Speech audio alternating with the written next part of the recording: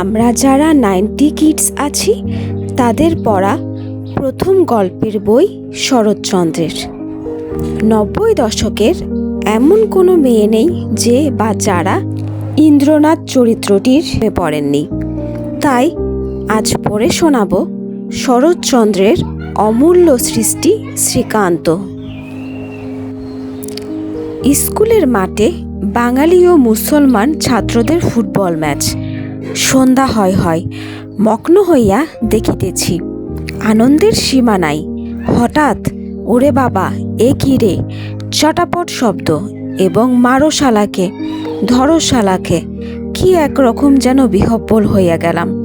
Minute 2-3 ইতিমধ্যে কে যে কোথায় অন্তর্ধান হইয়া গেল ঠাহর করিতে পাইলাম না। ঠাহর পাইলাম ভালো করিয়া তখন, যখন পিঠের উপর আস্ত একটা ছাতির বাট পটাশ করিয়া ভাঙিল এবং আরও গোটা 2-3 মাথার উপরে পিঠের উপরে উত্থত হইতে দেখিলাম। 5-7 জন মুসলমান ছোকরা তখন চারিদিকে বুহ রচনা করিয়াছে। পালাইবার এতটুকু পথ নাই। আরও একটা ছাতির বাট, আরও একটা।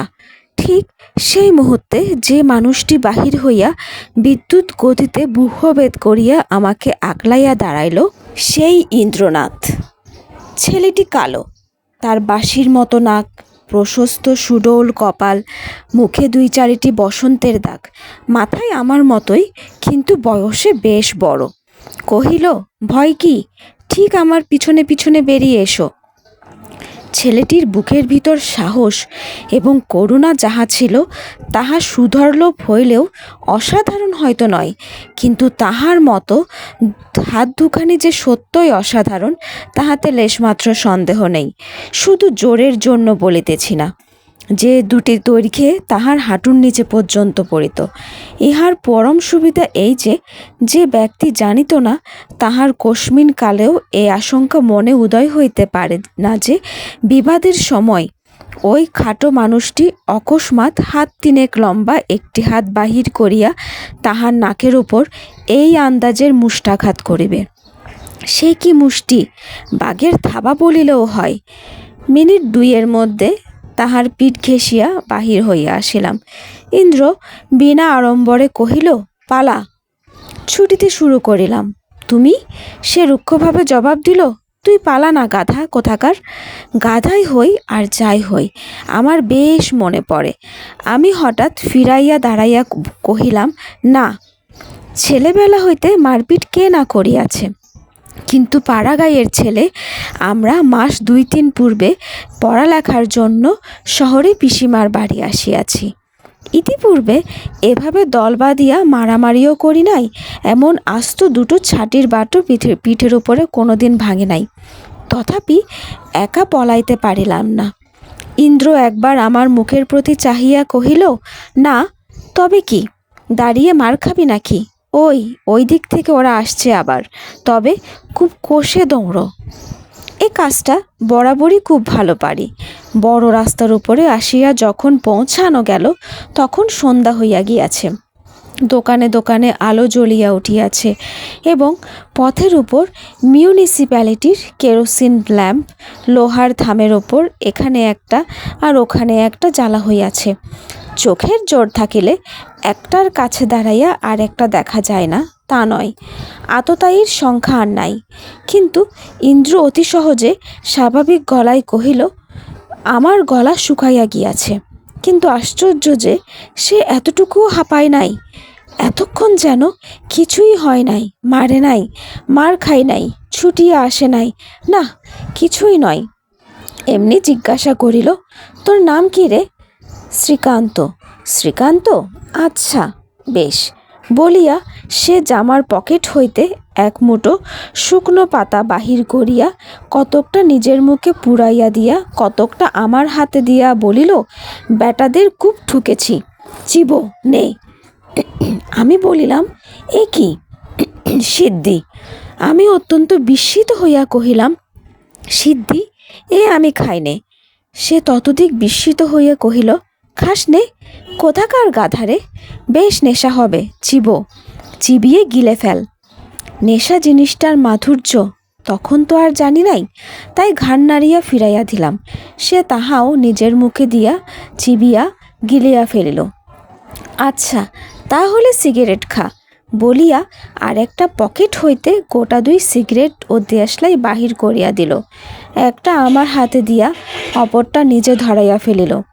তারপরে তাহার 2 করতল বিচিত্র উপাইয়া জড়ো করিয়া সেই সিগারেটটাকে কলিকার মতো করিয়া টানিতে লাগিল। বাপরে, সে কি টান! এক টানে সিগারেটের আগুন মাথা হইতে তলায় নামিয়া আসিল। চারিদিকে লোক। আমি অত্যন্ত ভয় পাইয়া গেলাম। সভয়ে জিজ্ঞাসা করিলাম, চুরুট খাওয়া কেউ যদি দেখে ফেললেই বা সবাই জানে বলিয়া স্বচ্ছন্দে সে টানিতে টানিতে রাস্তার মোড়ে ফিরিয়া আমার উপরে একটা প্রগাঢ় ছাপ মারিয়া দিয়া আরেক দিকে চলিয়া গেল। আজ আমার সেই দিনের অনেক কথাই মনে পড়িয়াছে। শুধু এইটি স্মরণ করিতে পারিতেছি না, ওই অদ্ভুত ছেলেটিকে সেদিন ভালোবাসিয়াছিলাম, কিংবা তাহার প্রকাশ্যে সিদ্ধি ও ধূমপান করার জন্য তাহাকে মনে মনে ঘৃণা করিয়াছিলাম। তারপরে মাসখানেক গত হইয়াছে। সেদিনের রাত্রিটা যেমন গরম তেমনি অন্ধকার। কোথাও একটি গাছের পাতা পর্যন্ত নড়ে না। ছাদের উপর সবাই শুইয়াছিলাম। 12টা বাজে, তথাপি কারো চক্ষে নিদ্রা নাই। হঠাৎ কি মধুর বংশীস্বর কানে আসিয়া লাগিল। সহজ রামপ্রসাদী সুর। কত তো শুনিয়াছি, কিন্তু বাঁশিতে যে এমন মুগ্ধ করিয়া দিতে পারে তাহা তো জানিতাম না। বাড়ির দক্ষিণ পূর্ব কোণে একটা প্রকাণ্ড আম কাঁঠালের বাগান, ভাগের বাগান। অতএব কেহ খোঁজ খবর লইত না। সমস্ত নিবিড় জঙ্গলে পরিণত হইয়া গিয়াছিল। শুধু গরু বাছুরের যাতায়াতে সেই বনের মধ্যে দিয়া সরু একটি পথ পড়িয়াছিল। মনে হইল যেন সেই বনপথেই বাঁশির সুর ক্রমশ নিকটবর্তী হইয়া আসিতেছে। পিসিমা ধরফর করিয়া উঠিয়া বসিয়া কহিলেন, হ্যাঁ রে নবীন, বাঁশি বাজায় কে? রায়েদের ইন্দ্র নাকি? বুঝিলাম ইহারা সকলেই ওই বংশীধারীকে চেনেন। বড়দা বলিলেন, সে হতভাগা ছাড়া আর এমন বাঁশিই বা বাজাবে কে? আর ওই বনের মধ্যেই বা ঢুকবে কে? বলিস কি রে, ও যে গোসাই বাগানের ভেতর দিয়ে আসছে নাকি? বড়দা বলিলেন, হুঁ। পিসিমা এই ভয়ঙ্কর অন্ধকারে ওই অধূরবর্তী গভীর জঙ্গলটা স্মরণ করিয়া মনে মনে বোধ করি শিহরিয়া উঠিলেন। ভীতকণ্ঠে প্রশ্ন করিলেন, আচ্ছা, ওর মা কি বারণ করে না? গোসাই বাগানে কত লোক যে সাপের কামড়ে মরেছে তার তো সংখ্যা নেই। আচ্ছা, ও এই জঙ্গলে এত রাত্রিরে ছোড়াটা করেই বা কি? বড়দা একটুখানি হাসিয়া কহিলেন, আর কেন, ও পাড়া থেকে এ পাড়ায় আসার এই সোজা পথ। যার ভয় নেই, প্রাণের মায়া নেই, সে কেন বড় রাস্তা ঘুরে আসতে যাবে মা? ও শিগগির আশা নিয়ে দরকার, তা সে নদী নালাই হোক আর সাপ খুব বাঘ ভালুকি থাক। ধন্যী ছেলে বলিয়া পশ্চিমা একটি নিঃশ্বাস ফেলিয়া চুপ করিলেন। বাঁশির সুর ক্রমশ সুস্পষ্ট হইয়া আবারও ধীরে ধীরে অস্পষ্ট হইয়া দূরে মিলাইয়া গেল। এই সেই ইন্দ্রনাথ। সেদিন ভাবিয়াছিলাম, অত যদিখানি জোর এবং এমনি করিয়া মারামারি করিতে পারিতাম। আর আজ রাত্রে যতক্ষণ না ঘুমাইয়া পড়িলাম ততক্ষণ কেবলই কামনা করিতে লাগিলাম, যদি অমনি করিয়া বাঁশি বাজাইতে পারিতাম।